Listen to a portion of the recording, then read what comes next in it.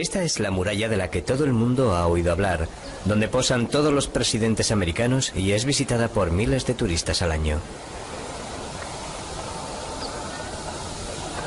Sin embargo, muy pocos visitantes saben que el suelo sobre el que pisan y las paredes sobre las que graban las iniciales tienen menos años que ellos, ya que se construyeron hace tan solo unas décadas. Pero hay una muralla perdida, muy poco visitada y filmada, que se encuentra justo sobre el horizonte. Esta es la verdadera Gran Muralla China.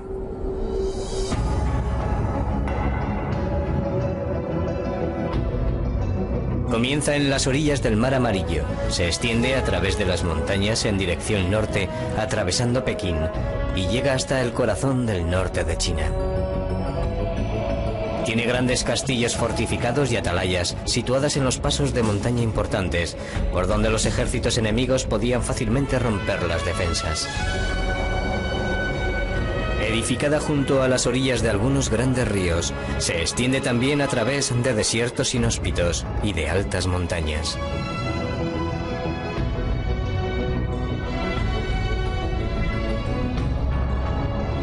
Inicialmente está construida en piedra, pero a medida que llega al desierto, el material de construcción elegido es el ladrillo. Y finalmente la Gran Muralla termina aquí, en esta solitaria atalaya con vistas al Río Blanco.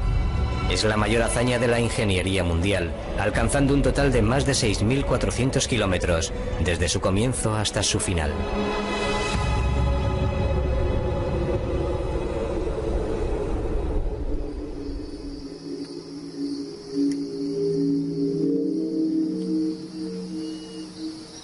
Este es el 15º amanecer que Chen Dalin ha fotografiado durante este mes.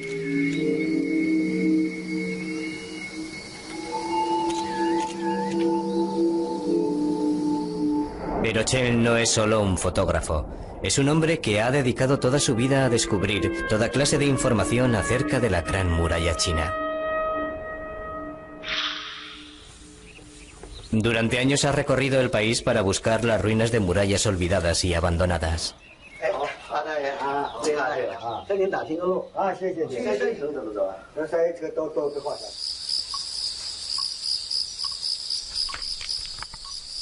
A menudo las únicas pistas que encuentra están en algún texto antiguo. Y es él quien tiene que descifrar las misteriosas claves y situarlas dentro del paisaje actual.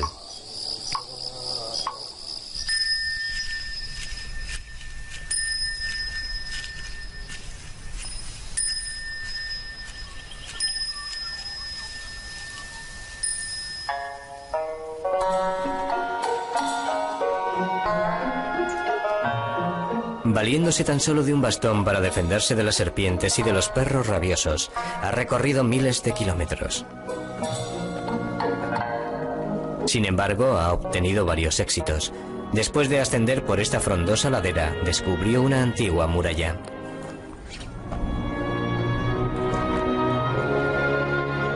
Nadie se había dado cuenta antes de su existencia, pero hubo un tiempo en que formó parte de una antigua Gran Muralla, aunque esta data de un tiempo anterior y está localizada en un sitio diferente al de la Gran Muralla que todo el mundo conoce. Y cuanto más investigan arqueólogos y científicos, más misteriosa se nos presenta la Gran Muralla. Chen ha descubierto miles de murallas abandonadas. De hecho, si alineásemos todas las murallas que ahora conocemos, sumaríamos un total de 56.300 kilómetros, casi lo suficientes para dar 2 vueltas a la Tierra. Pero, ¿por qué construyeron tantas murallas con un coste tan elevado? ¿De qué tenían miedo los chinos?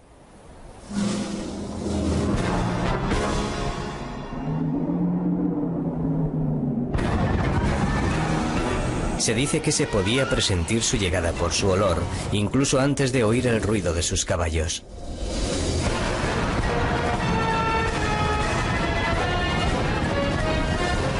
Luego ya no se les podía frenar. Iban sembrando el terror, matando, violando y quemando aldeas. Tan solo dejaban tras sí el humo que dejaban sus hogueras y los cientos de cadáveres abandonados. Se trataba de las hordas nómadas de las llanuras del norte, los hunos, mongoles, manchúes. Todos ellos venían a acabar con la plácida vida que llevaban los chinos.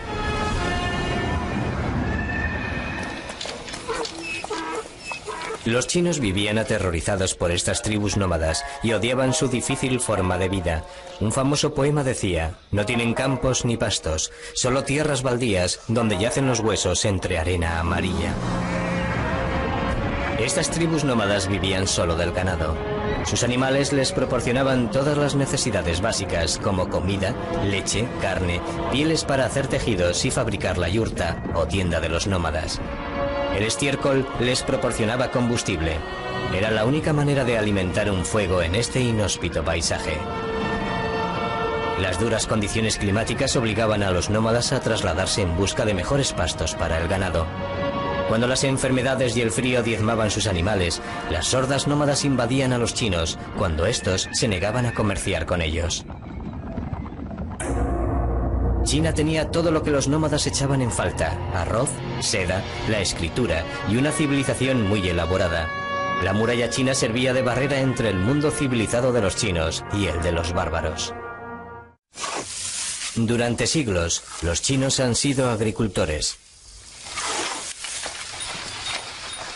Si sientes que formas parte de la tierra, permaneces en el mismo sitio y vas acumulando posesiones: tierra, ganado y casas que llenas de muebles y bienes. Llevaban una forma de vida constantemente amenazada por los ataques de los nómadas, y por esta razón, desde tiempos remotos, los chinos construyeron murallas alrededor de sus aldeas y de su país, para protegerse de sus enemigos. La construcción de murallas era una característica tan arraigada en la mentalidad china que la palabra china para ciudad es la misma que para muralla.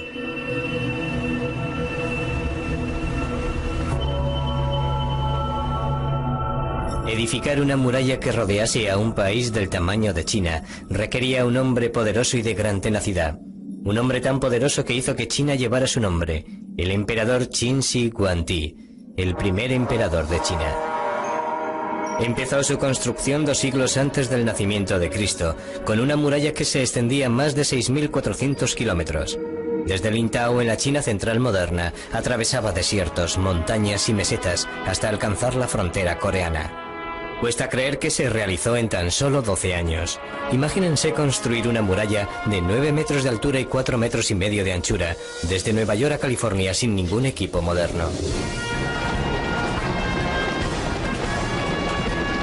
En un principio, Shi Huangdi solo gobernaba un pequeño estado en el extremo noroeste chino. Pero este no era suficiente para él. Se rodeó de un ejército invencible y uno por uno fue conquistando todos los estados vecinos. Se decía que Qin tragaba a sus vecinos tal y como un gusano de seda devora una hoja. Con toda China bajo su mandato, el emperador Qin llevó a cabo varias medidas, como crear una moneda única, el primer euro mundial. Estas son las buenas noticias. Las malas son que fue un tirano paranoico quien volvió a escribir la historia, gracias a sus desmanes. El descubrimiento de su tumba ha puesto de manifiesto tanto el esplendor como el terror que se vivió durante su reinado. En 1974, al este de su sepulcro, se excavó todo un ejército de terracota, soldados que protegían a su emperador de los espíritus malignos. Y no se trata de miniaturas. Son de tamaño real. Hasta el momento los chinos solo han excavado el 10% del yacimiento y ya han salido a la luz miles de soldados y unas 10.000 armas. Si se observan de cerca sus facciones, se comprueba que cada uno es diferente. Este ejército de terracota fue esculpido a partir de su homólogo en la vida real.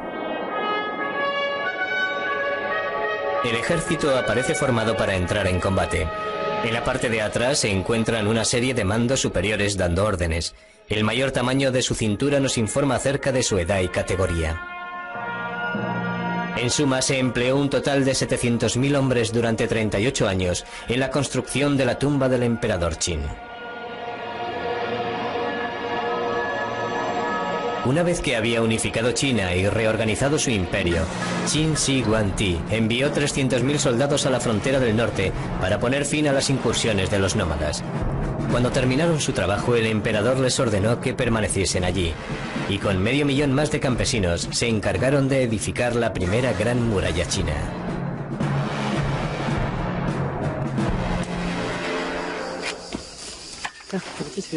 La muralla se fabricó a partir de tierra comprimida. Se trata de una técnica todavía utilizada en China hoy día. En primer lugar, se colocan en paralelo unos tablones de madera, separados entre sí según el grosor de la muralla. Luego se echa tierra dentro, se riega y se comprime al pisarla. Más tarde se levantan nuevos tablones y la muralla empieza a elevarse capa a capa. Es una forma fácil y rápida de construir una muralla. Se ha calculado que es 100 veces más fácil que construirla con piedra. Esta es la forma en la que Xi Guangti edificó una muralla de 6.400 kilómetros en tan solo 12 años. Sorprendentemente, estas murallas son muy resistentes. Las murallas de esta antigua ciudad tienen casi 2.000 años y se han conservado así gracias al clima extremadamente seco del desierto de Gobi. La muralla sirvió de protección a los chinos, pero se cobró un elevado número de víctimas. Millones de hombres murieron de agotamiento mientras trabajaban en la muralla. Algunos dicen que los muertos se utilizaron como mortero y se enterraron dentro de ella. Nadie logró escapar de la tiranía del mandato del emperador. Todos los campesinos pagaban sus impuestos y contribuían al creciente bienestar del imperio. La grandeza de China se construyó a expensas de los más pobres, y la historia de la dinastía Qin está llena de relatos tristes. Existe un cuento de hadas en China tan conocido como Blancanieves o Robin Hood lo es para nosotros. Dice así: en el corazón de un crudo invierno, Meng Qianlun decidió visitar a su marido, quien había sido enviado a trabajar en la construcción de la muralla. Quería llevar ropas de abrigo a su amado esposo y en primer lugar se dirigió a la primera torre para preguntar a los soldados por el paradero de su marido. Estos sabían que había muerto, pero no se atrevieron a decirle la verdad, así que la enviaron a la siguiente atalaya de la muralla, pero una vez más le dijeron lo mismo. Entonces recorrió la muralla buscando a su marido desesperadamente, desde la meseta del Tíbet hasta el mar amarillo. Aquí finalmente alguien le dijo que su marido había muerto, que era uno de los millones de almas torturadas que vagaban por la muralla. Su tristeza y desesperación fueron tan intensas que sus lágrimas consiguieron resquebrajar la muralla.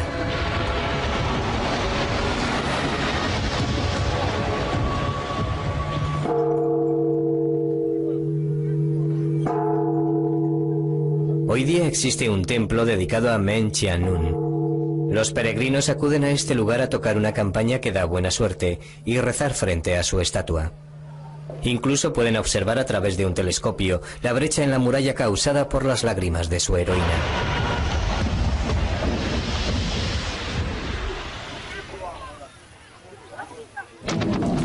En los años posteriores a la muerte del emperador Qin, la gente se rebeló contra su imperio. Se hicieron con las armas de sus soldados de terracota y golpearon a sus inofensivos soldados, quemando tejados de madera y enterrando el ejército hasta que fueron recientemente descubiertos. Pero esta sublevación campesina apenas tuvo ningún efecto en los futuros emperadores. Muy pronto una nueva dinastía empezó a edificar una muralla incluso mayor que la del emperador Qin. El emperador Qin construyó su gran muralla a costa de las vidas de miles de campesinos. Después, una nueva dinastía, la Han, continuó con su obsesión de edificar una gran muralla, pero ellos tuvieron una ayuda adicional. La estatua de bronce del caballo volador de Hunan es uno de los mayores descubrimientos de la arqueología china. Esta fue la última arma de la dinastía Han, una nueva raza de caballos introducida en China por sus enemigos nómadas. Era más rápido, fuerte y resistente que cualquier caballo que había existido en China. Se convirtió en el misil de crucero de esa generación, y por tanto no es de extrañar que el artista lo esculpiera volando por los aires, con sus cascos descansando sobre la parte de atrás de una sorprendida golondrina. Durante este periodo, a pesar de sus conquistas militares, la nueva dinastía de los Han todavía necesitaba una gran muralla.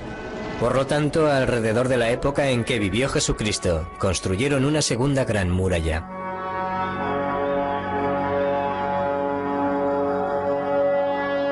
Esta se extendió a lo largo de 10.700 kilómetros y se convirtió en la mayor construcción de toda la historia de la humanidad. Tiene un total de 4.300 kilómetros más que la primera gran muralla del emperador Qin. No hay madera, agua o roca en el desierto. Sin embargo, los Han se las arreglaron para edificar una muralla que ha resistido la erosión durante 2000 años. Todavía se pueden observar las capas, construidas con los materiales de la zona, capas de tierra comprimida, ramas, cortezas, tamarisco y estiércol de caballo. Esta muralla ha soportado condiciones climáticas extremas que van desde el calor tórrido durante la mitad del año hasta los vientos helados de la otra mitad. Pero edificar esta muralla en medio de un desierto inhóspito constituyó solo la mitad de la tarea. Debía ser vigilada. Se ordenaba a los soldados estar en constante vigilancia y no moverse un milímetro de sus puestos. Este era el trabajo de los que vigilaban estas atalayas, construidas a unos cuantos kilómetros de la muralla actual. A pesar de tener uno de los mayores ejércitos del mundo, la muralla era tan larga que carecían de los hombres suficientes para colocar un centinela cada cierto número de metros. Por lo tanto, avisar del ataque enemigo con antelación se hizo crucial.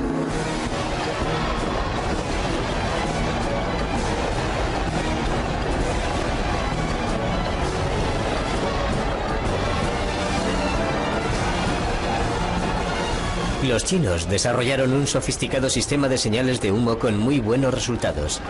Una señal producida en el desierto de Gobi podía enviar el mensaje recorriendo 1200 kilómetros en solo 24 horas, alertando así del peligro a toda la frontera. Los carros y caballos deben estar preparados y los hombres de las atalayas mantener su posición para observar cualquier señal de humo y proteger nuestras fronteras, según recoge un documento militar. Cada puesto de vigilancia fue construido para que lo pudiese observar su vecino más cercano, para que las señales de fuego o humo por la noche pudieran ser vistas y pasaran el mensaje. Conocemos cómo vivieron estos hombres, gracias a que el seco desierto de Gobi ha conservado sus cartas, enterradas junto a las atalayas donde vivían y a menudo morían. Querida familia, en este lejano campo de trabajo tengo que despejar tierras en medio de la arena. Este campamento es parecido a una tumba y os echo tanto de menos. La semana pasada recibí un castigo. No encuentro palabras para expresar mi más profunda gratitud hacia ti, mi querido hermano mayor. ¿Te acuerdas de aquella noche? Bebimos tanto. Gracias por la comida y medicinas que me enviasteis. Las palabras no son suficientes para expresar lo que siento por vosotros. Hoy hemos dado 150 latigazos. Todos parecemos esclavos. La luna brilla a través de un mar de nubes. Cuando estamos de guardia, todo lo que vemos es este desolador paisaje, vacío de cualquier signo de vida. La memoria de nuestros hogares se convierte en un recuerdo tan doloroso y nuestro exilio parece que no va a tener fin. Muchos nunca regresaron a sus casas. Acabaron en tumbas como esta, en grandes tumbas para los generales y en pequeñas para los soldados. Todos ellos murieron defendiendo la gran muralla.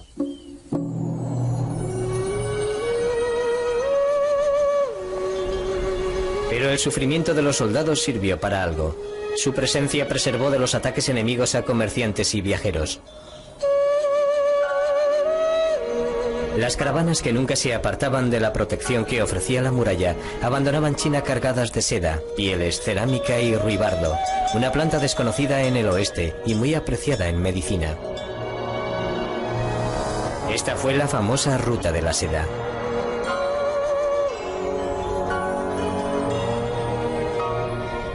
Los comerciantes regresaban con oro, marfil y coral.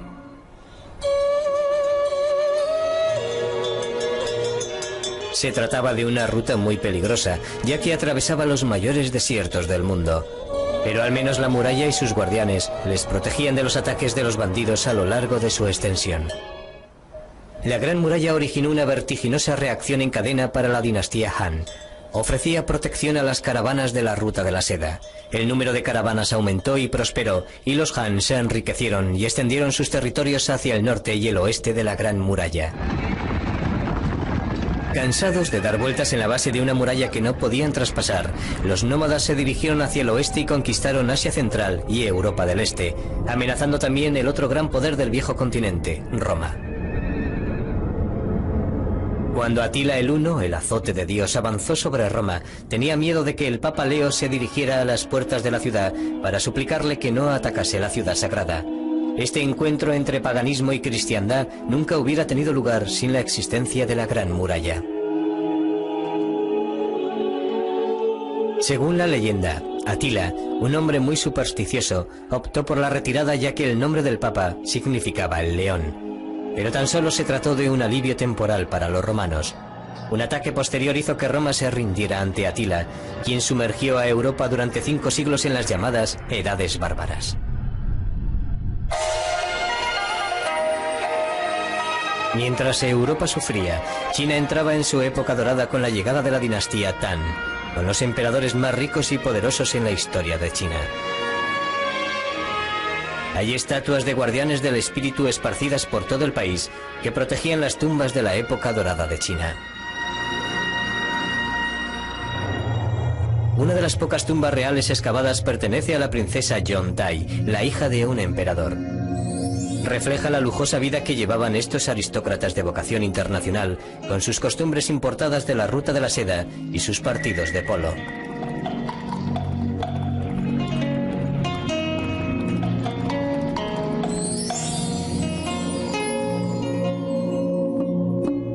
Los ejércitos de la dinastía Tang controlaban grandes áreas a ambos lados de la muralla, por lo que ya no se utilizaba como sistema defensivo y se convirtió en una ruina.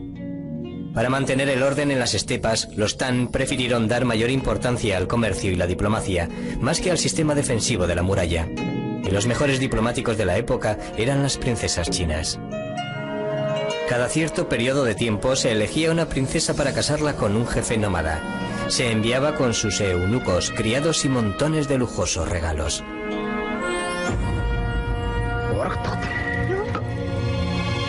La vida en el exilio era una tortura para estas princesas.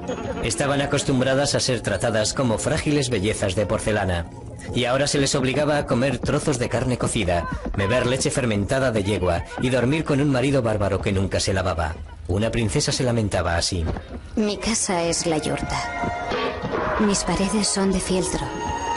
Mi bebida es la leche fermentada. Vivo en un país extranjero soñando en convertirme en una grulla amarilla para poder volver a mi hogar.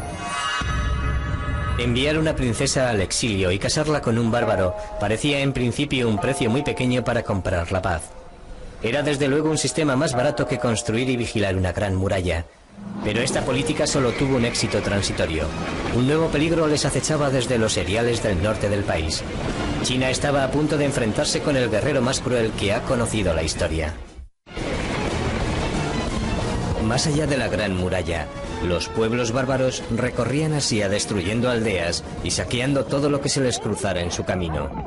Aquí empezó la peor pesadilla que ha vivido China, con el nacimiento de un niño con su mano derecha empapada en sangre, un presagio de lo que iba a suceder.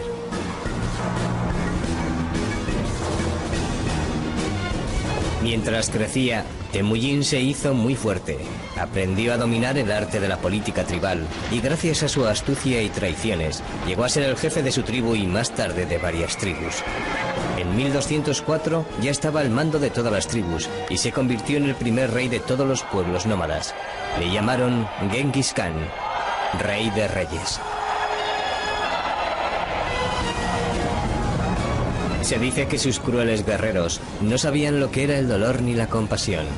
Podían cabalgar durante días sin desmontar.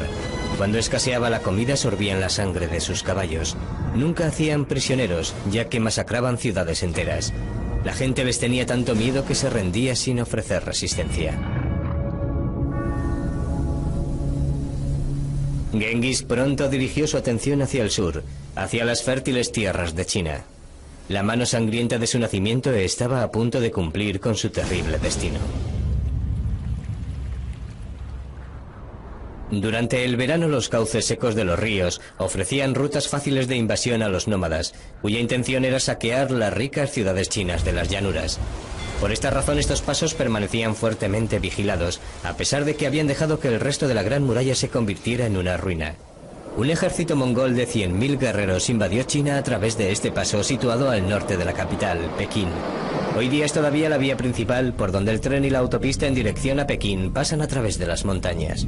Genghis Khan se detuvo aquí frente a la puerta norte de la fortaleza de Jijongguan. Los chinos horadaron la tierra ante la puerta para colocar estacas que frenaran el avance de las hordas mongoles y sellaron la gran puerta de la fortaleza con hierro para impedir que la abrieran. Después de un mes de espera y sin ninguna señal de debilitamiento de la fortaleza, Genghis Khan decidió flanquearla. Mandó un grupo de soldados a través de las montañas, donde los chinos en esta época no se habían preocupado de mantener en pie la muralla, y atacaron la fortaleza por la parte de atrás. Cuando el ejército chino se dio cuenta de lo que estaba pasando, ya era demasiado tarde. Los mongoles avanzaban por la llanura atacando Jijongguan por la retaguardia. Destruyeron la puerta norte y dejaron pasar a todo el ejército. Los bárbaros y extranjeros reinaban ahora en China. Fue una lección que los chinos nunca olvidarán. El sucesor de Genghis Khan fue Kublai Khan, quien gobernó el mayor imperio que ha conocido la historia. Se extendía desde China hasta las mismas fronteras de Europa y no necesitó la ayuda de una gran muralla, lo controlaba todo. A pesar de su influencia, Kublai Khan no iba a durar en el poder.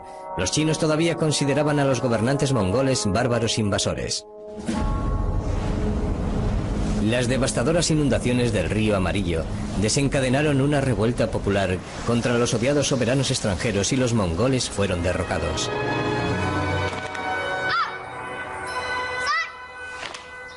Fueron reemplazados por una dinastía china, la Min, quien estaba dispuesta a no volver a caer en los errores del pasado. Estos son los descendientes de los hombres que construyeron la muralla durante esta dinastía y expulsaron a los mongoles fuera de China. Están orgullosos de sus antepasados, hombres y mujeres que construyeron y defendieron la última gran muralla china. Esta es la razón por la cual estos agricultores de una aldea remota todavía practican las artes marciales cada mañana antes de acudir a trabajar en el campo.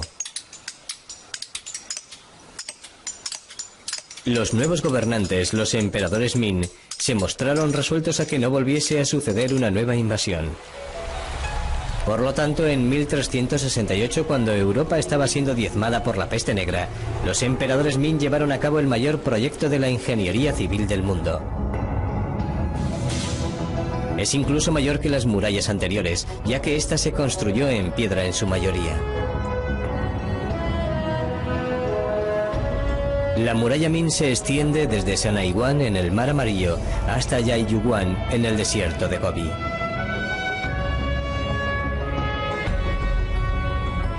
Atraviesa el país como una larga y sinuosa columna vertebral, con una longitud de 6.400 kilómetros y con miles de atalayas que sobresalen como si fueran vértebras.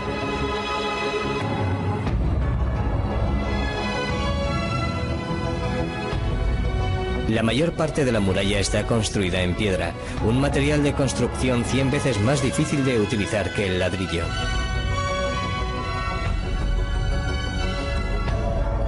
Las altas y escarpadas montañas no constituyeron un impedimento para los trabajadores. La muralla también debía ser vigilada entre estas cumbres nebulosas. Las atalayas jugaron un papel crucial en la defensa de la muralla. Si se necesitaban refuerzos, los guardias hacían una señal a la aldea situada a menos de 1 kilómetro de distancia. Aquí todavía permanecen en pie las paredes de los cuarteles abandonados de una antigua guarnición. Alrededor de 500 tropas estaban aquí estacionadas, y si esto no fuera suficiente, había incluso una mayor concentración de tropas en fortalezas a unos pocos metros de distancia. De esta forma, un pequeño número de hombres situados en la muralla podía avisar a un ejército de alrededor de 1 millón de hombres en cuestión de horas. Edificar una muralla de estas características no resultó nada fácil. Gran parte del trabajo fue realizado por convictos, quienes si morían debían ser reemplazados por otro miembro de su familia hasta que se cumpliese la sentencia impuesta. Cada 15 metros los trabajadores instalaron desagües para eliminar el agua de lluvia. Estos desagües siempre se construían por la parte interior de la muralla, el lado alejado del enemigo, para que éste no pudiera lanzar una cuerda hacia el conducto y escalar la pared. Aquí, en una ladera muy inclinada, la muralla se eleva en escalones hacia la atalaya. Por lo tanto, si el enemigo conseguía subir hasta arriba, estas cruciales atalayas serían defendidas ferozmente.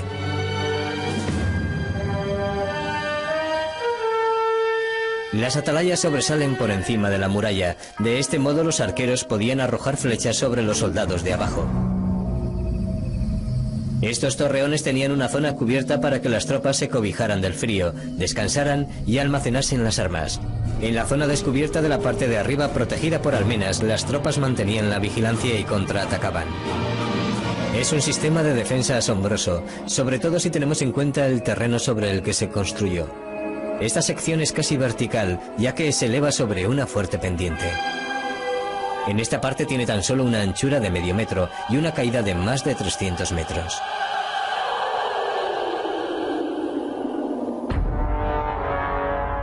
Resueltos a que ningún bárbaro gobernase China otra vez, los emperadores Ming fortificaron cada pulgada de terreno chino para que no pasaran ejércitos pequeños y abriesen las puertas a uno mayor. Los emperadores Ming estaban dispuestos a soportar cualquier carga o pagar cualquier precio para mantener su dinastía en el poder. Y este es el lugar desde donde gobernaban, la gran ciudad prohibida de Pekín. Con sus jardines, vestíbulos, templos y palacios, la ciudad tiene una extensión de 73 hectáreas, rodeadas de un foso y unas murallas asombrosas. La ciudad prohibida, un lugar de retiro, un lugar desde el cual los divinos emperadores Ming podían gobernar y vivir sin ser molestados por los modestos ciudadanos de su imperio. Dentro de sus paredes bermejas se desarrolló una vida única en toda la historia de la humanidad. En su centro estaba el emperador, cuya vida estaba llena de complicados rituales necesarios para el gobernador de toda China. Si se celebraban, el país prosperaría y florecería la dinastía Ming. El emperador tenía a su servicio un ejército completo de concubinas y, guardando a estas, un ejército incluso mayor de eunucos. Uno de los últimos emperadores de la dinastía Ming, Guanli, fue un monarca muy débil que consiguió permanecer en el poder durante 47 años. Guanli gobernó desde su palacio y nunca se dejó ver por sus ciudadanos o sus ministros, e incluso muy rara vez por sus eunucos. Aislado de casi todo, no sabía lo que estaba pasando en el país que gobernaba. Los emperadores Ming permanecen enterrados en unas tumbas al norte de la capital, Pekín.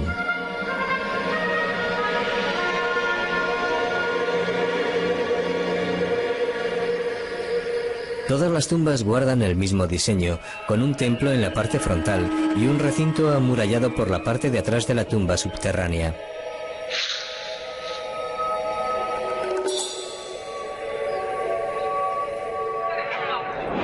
Debido a su largo mandato, Guanli construyó una enorme tumba, y en 1956 varios arqueólogos chinos decidieron abrirla, la única tumba de un emperador Ming que ha sido excavada. Mientras los trabajadores abrían las pesadas puertas de la tumba, se puso al descubierto un pasillo inmenso, mucho mayor que cualquiera de los que hay en una tumba de un faraón egipcio. Allí se encontraban los ataúdes laqueados del emperador y dos de sus esposas. Las autoridades comunistas ordenaron abrir el sepulcro para ofrecer una lección de concienciación social y mostrar la lujosa vida que habían llevado los mandatarios capitalistas, mientras las masas trabajadoras se morían de hambre. No podían haber elegido un ejemplo mejor, como demostraron los lujosos objetos que se encontraron en su interior. Entre ellos se encuentra este ligero sombrero tejido con oro. La combinación de una vida lujosa y un gobierno incompetente no podía durar. La dinastía llegó a su fin 24 años después de que se acabó la construcción de esta tumba. Pero el fin de los Ming no llegó a través de la muralla, estuvo causado por la belleza de una mujer. Los chinos creían que su gran muralla, construida por millones de obreros, les protegería para siempre, pero no fue así. La historia comienza con el saqueo de Pekín en 1644 por un ejército rebelde. Durante el caos que se produjo después, una tribu nómada, los manchúes, vieron la oportunidad perfecta para invadir China. Su inmenso ejército avanzó sobre China, pero la muralla permaneció intacta. Durante su invasión no se destruyó ni un centímetro de muralla. Esta es la fortaleza que los manchúes querían conquistar. Estaba gobernada por el general más importante y fiel de todo el imperio, el general Gu. Por ello resulta extraño que no se encuentre entre la muestra de soldados más valientes de la fortaleza.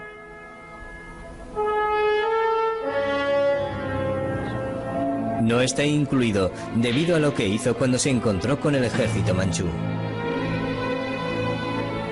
El general tenía solo una debilidad, su amor por una concubina, la señorita Chan, conocida como la belleza de la cara redonda. Por desgracia, la señorita Chan también atrajo la atención del líder de los rebeldes chinos, quien acababa de saquear Pekín.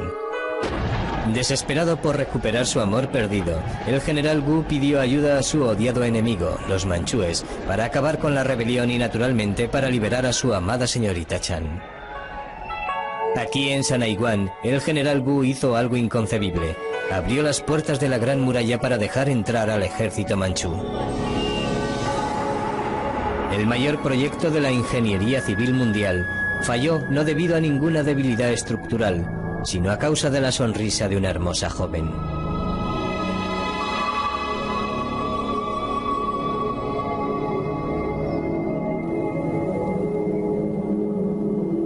La nueva dinastía manchú intentó poner en práctica una política diferente con sus vecinos, la diplomacia.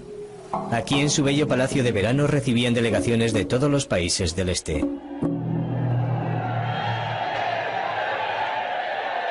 La asistencia era obligatoria. Esperaban que sus vecinos pagasen sus tributos al emperador. Esta era la diplomacia manchú. Pero los huéspedes debían sentirse cómodos. El emperador incluso envió oficiales al Tíbet para dibujar y medir la residencia del Dalai Lama y luego construir un modelo a escala para recibir a sus huéspedes. El Dalai Lama nunca hizo el viaje.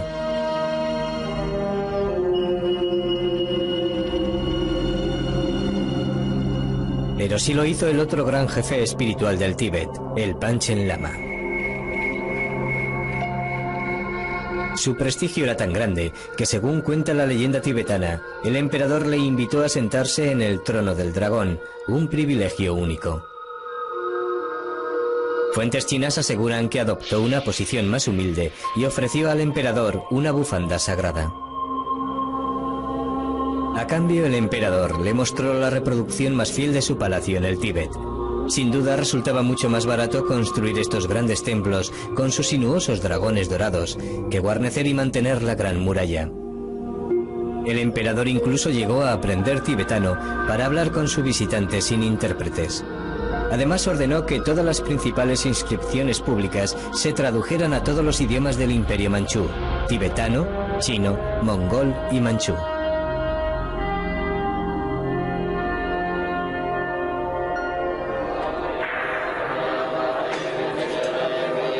Varios monjes se instalaron aquí y hoy día continúan con los rituales budistas, mucho después de que el último emperador abandonase el trono.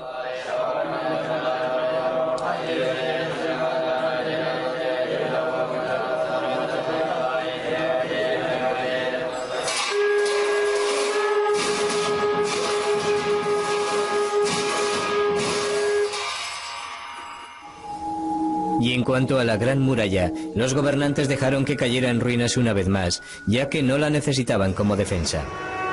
La única muralla de la que se preocuparon es la que rodeaba a su palacio, construida para proteger los animales salvajes que les gustaba cazar. Por primera vez en la historia, la Gran Muralla carecía de valor para los chinos. Pero el último e intrigante capítulo de la historia de la muralla aún no se había escrito. La Gran Muralla, el mayor y más asombroso portento del mundo antiguo, cumplió con su misión durante 2000 años. Sin embargo, fue tan solo en los últimos 200 años cuando Occidente se fijó en ella. En 1793, los británicos enviaron una expedición diplomática a China dirigida por Lord Macartney para iniciar relaciones comerciales con ella. Cuando Macartney se detuvo a admirar la muralla en su viaje a través de China, los guías chinos se vieron sorprendidos. ¿Por qué iba alguien a interesarse por un montón de piedras antiguas? Un miembro de la expedición hizo un boceto de la muralla, que es el reflejo de cómo ve la Gran Muralla la mayoría de la gente hoy día.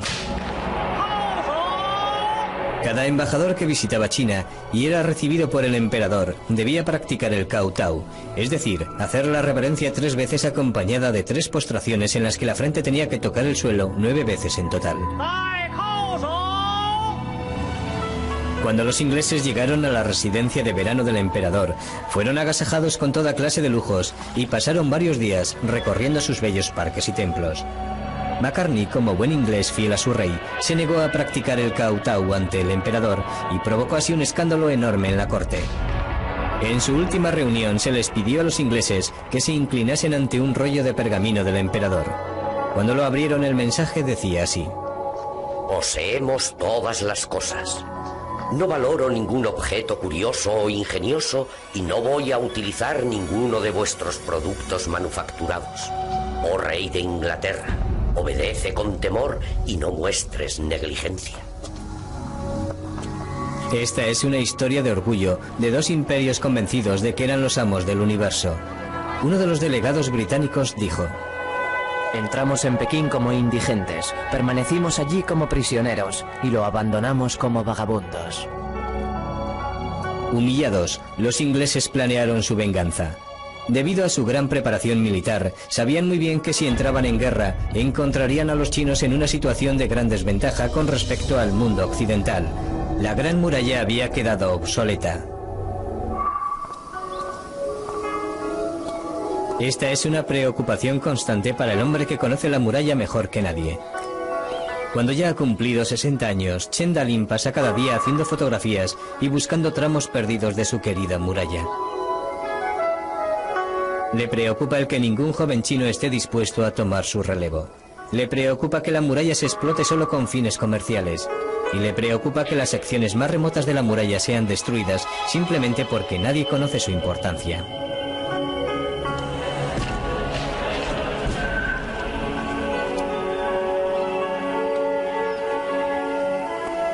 Mientras Chen recorre China, también regresa a épocas pasadas.